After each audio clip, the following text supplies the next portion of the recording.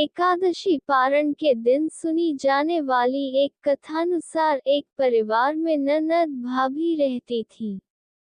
ननद अभी कुंवारी थी।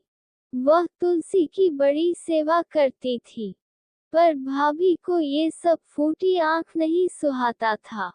कभी कभी तो वह गुस्से में कहती कि जब तेरा विवाह होगा तो तुलसी ही खाने को दूंगी, तथा तुलसी ही तेरे दहेज में दूंगी। कुछ समय बाद जब ननद की शादी हुई तो उसकी भाभी ने बारातियों के सामने तुलसी का गमला फोड़कर रख दिया। भगवान की कृपा से वह गमला स्वादिष्ट व्यंजनों में बदल गया। गहनों के बदले भाभी ने ननद को तुलसी की मंजरी पहना दी, तो वह मंजरी सोने के आभूषणों में बदल गई। वस्त्रों के स्थान पर तुलसी का जनेऊ रख दिया, तो वह रेशमी वस्त्रों में बदल गया।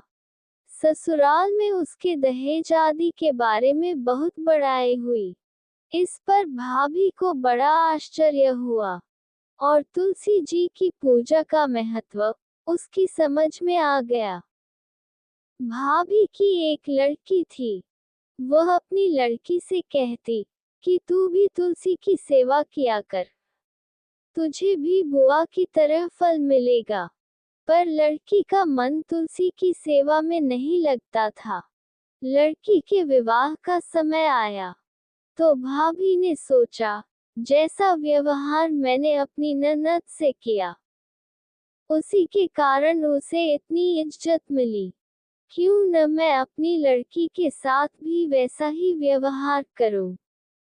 उसने तुलसी का गमला फोड़कर बारातियों के सामने रख दिया, परंतु इस बार मिट्टी मिट्टी ही रही। मंजरी और पत्ते भी अपने पूर्व रूप में ही रहे, तथा जनेऊ जनेऊ ही रहा। सभी बाराती भाभी की बुराई करने लगे। वही ससुराल में सभी लड़की की बुराई कर रहे थे। भाभी अपने ननद को कभी घर नहीं बुलाती थी। भाई ने सोचा, मैं ही अपने बहन से मिलाऊं। उसने अपनी इच्छा पत्नी को बताई तथा सौगात ले जाने के लिए कुछ मांगा।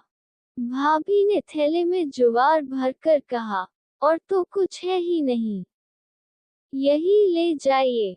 वह दुखी मन से चल दिया। भाई सोचने लगा, भला बहन के घर कोई ज्वार लेकर आता है क्या।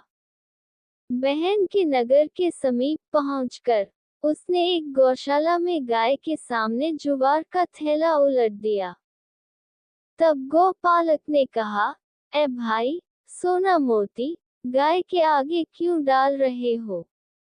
भाई ने उसको सारी बात बता दी तथा सोने मोती लेकर प्रसन्न मन से बहन के घर गया।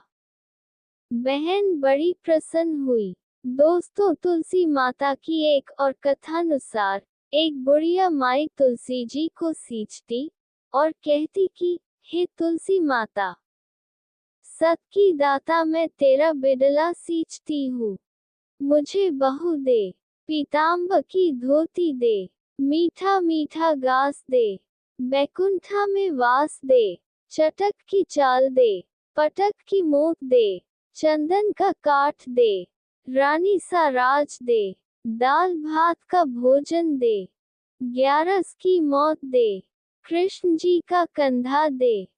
तब तुलसी माता ये सुनकर सूखने लगी। तो भगवान ने पूछा कि हे तुलसी, तुम क्यों सूख रही हो। तुलसी माता ने कहा कि एक बुढ़िया रोज आती है और यही बात कह जाती है। मैं सब बात तो पूरा कर दूंगी, लेकिन कृष्ण का कंधा कहाँ से लाऊंगी। तो भगवान बोले, जब वो मरेगी तो मैं अपने आप कंधा दे आऊंगा। तुम बुढ़िया माई से कह देना। जब बुढ़िया माई मर गई, सब लोग आ गए। जब माई को ले जाने लगे तो वह किसी से न उठी। तब भगवान एक 12 बरस के बालक का रूप धारण करके आए। बालक ने कहा, मैं कान में एक बात कहूंगा, तो बुढ़िया माई उठ जाएगी। बालक ने कान में कहा, बुढ़िया माई मन की निकाल ले, पीताम्बर की धोती ले, मीठा मीठा गास ले, बैकुंठा का वास ले, चटक की चाल ले, पटक की मोत ले, कृष्ण जी का कंधा ले। ये सुनकर बुढ़िया माई हल्की हो गई। भगवान ने कंधा दिया और बुढ़िया माई को मुक्ति मिल गई। हे तुलसी माता, जैसे बुढ़िया माई को मुक्ति दी वैसे सबको देना। दोस्तों, कथा यही समाप्त हुई।